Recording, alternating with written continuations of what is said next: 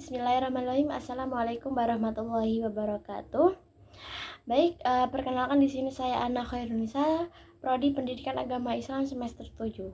Nah, pada kesempatan kali ini di sini saya akan mempresentasikan materi macam-macam metode baca Al-Qur'an dalam mata kuliah Tahsinul Qiraah, yang mana mata kuliah ini diampu oleh Bapak Fikri Farin MPDI. Baik, untuk yang pertama yaitu ada metode qiraati. Nah, jadi dari salah satu macam-macam metode baca Al-Qur'an, yang pertama ada metode qiraati. Nah, di sini saya akan menjelaskan terlebih dahulu sekilas metode qiraati. Nah, jadi metode qiraati itu dicetuskan oleh Kiai Dahlan Salim Zarkashi pada tahun 1963, yang pada waktu itu beliau berprofesi sebagai guru ngaji dan pedagang. Nah, munculnya metode qiraati itu tidak secara tiba-tiba, melainkan melalui perjalanan yang cukup panjang, yaitu melalui eksperimen, kemudian studi banding, dan silaturahmi ke pesantren-pesantren yang dianggap maju dan berhasil dalam mengajarkan bacaan Al-Qur'an. Nah, adapun metode qiraati disusun itu pada tahun 1963, MHM Nur Shodiq Akrom, ia sebagai penyusun di dalam bukunya, yaitu Sistem Qaidah Qiraati di Ngembul Kalipare. Nah, buku ini pertama kali muncul terdiri dari 10 jilid, kemudian mengalami 2 kali revisi, hingga sekarang buku qiraati ini terdiri dari 6 jilid. Jadi buku ini juga merupakan hasil dari pengembangan dari kaidah metode pembelajaran Al-Qur'an, metode pembelajaran Al-Qur'an, yaitu 11 Baghdadiyah. Nah, jadi secara umum pembelajaran membaca Al-Qur'an dengan metode qiraati itu adalah ada beberapa poin ya. Yang pertama, dapat digunakan pengajaran secara klasikal dan individual. Kemudian guru menjelaskan materi dengan memberikan contoh materi pokok. Kemudian bahasan. Nah, itu selanjutnya siswa bisa membaca sendiri. Kemudian siswa membaca tanpa mengeja. Kemudian yang kelima yaitu sejak permulaan belajar, nantinya itu siswa ditekankan untuk membaca dengan cepat dan tepat. Nah, yang selanjutnya yaitu buku metode qiraati.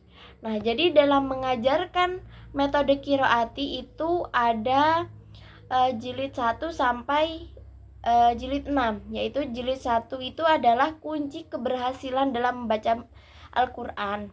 Jadi apabila jilid 1 lancar, pada jilid selanjutnya akan lancar pula. Guru harus juga memperhatikan kecepatan santri. Kemudian jilid 2 itu adalah lanjutan dari jilid 1, yang di sini telah terpenuhi target jilid 1. Kemudian jilid 3. Nah, itu adalah setiap pokok bahasan lebih ditekankan pada bacaan panjang atau huruf mad. Nah, kemudian untuk jilid 4 itu merupakan kunci 2 Imam Murjito, pengantar metode qiraati di Semarang Raudatul Mujawidin tahun 2022.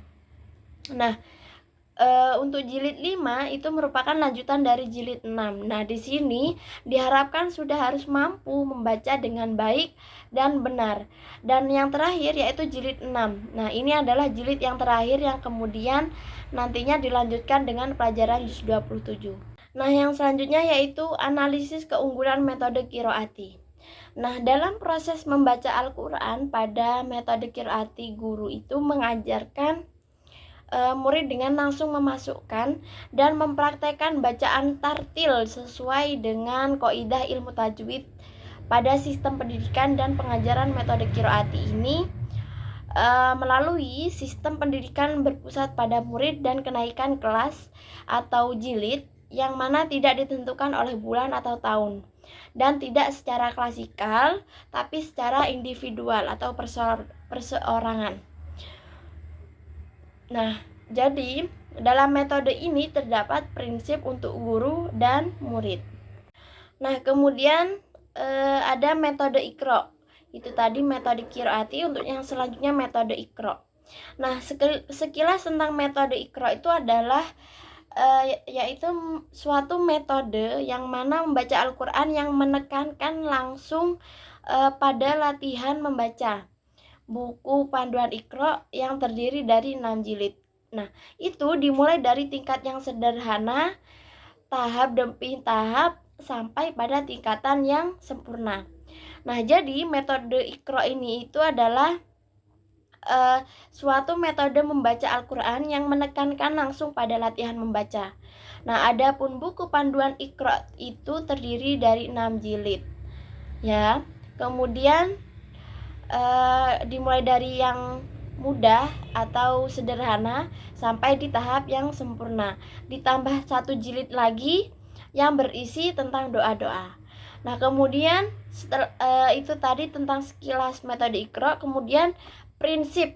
Nah, pada prinsip-prinsip dasar metode Iqra itu terdiri dari 5 tingkatan. Nah, yang pertama ada thariqat as-sautiyah, kemudian yang kedua thariqat at-tadrij, kemudian yang ketiga thariqat biryadatil atfal, kemudian al-tawassuk fi maqasid lafi al-alat, kemudian yang terakhir yaitu thariqat bimuraat al-istidadi wat tabi. Yang selanjutnya yaitu metode tilawati.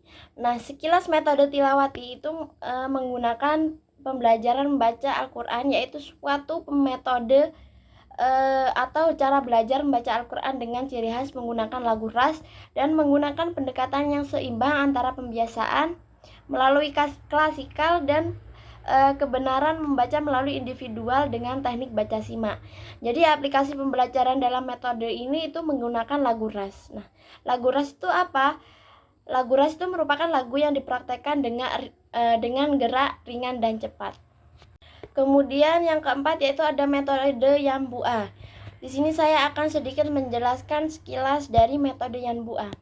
Nah, timbulnya Yanbu'a itu adalah dari usulan dan dorongan alumni pondok Tahfidzul Yanbu'ul Quran supaya mereka itu selalu ada hubungan dengan pondok di samping usulan dari masyarakat luas, juga dari lembaga pendidikan ma'arif serta muslimat terutama dari cabang Kudus dan Jepara. Kemudian yaitu ada metode Dirosati tahun 2004. Nah, metode Dirosati ini itu adalah suatu belajar mengajar Al-Quran yang terdiri dari beberapa tingkatan jilid, dari jilid 1 sampai 6 dan buku tajwid disertai buku pedoman mengajar metode Dirosati. Nah, metode Dirosati ini merupakan metode yang lebih menekan pada pendekatan keterampilan proses membaca secara cepat dan tepat, baik pada makhorijul hurufnya maupun bacaan tajwidnya, sehingga nantinya diharapkan hasil pengajaran yang efektif, tahan lama dan dapat dikembangkan sesuai dengan kondisi kemampuan peserta didik. Kemudian yang terakhir yaitu ada metode tartil. Nah, jadi metode tartil ini merupakan suatu metode yang mana dalam membaca Al-Quran itu langsung atau tanpa dieja dan memasukkan atau mempraktekkan pembiasaan bacaan tartil sesuai dengan kaidah ulumul tajwid dan ulumul gharib. Dan salah satu pembelajaran Al-Quran yang lebih praktis dan lebih cepat untuk membantu murid dalam membaca Al-Quran itu menggunakan metode tartil. Nah, oleh karena itu dengan metode tartil ini diarahkan untuk meningkatkan kemampuan siswa untuk berinteraksi dengan Al-Quran, khususnya dalam mendengar dan membaca baik binazar atau bil ghaib. Baik, itu saja yang bisa saya sampaikan. Sedikit kurang lebihnya saya mohon maaf yang sebesar-besarnya. Saya Arya, assalamualaikum warahmatullahi wabarakatuh.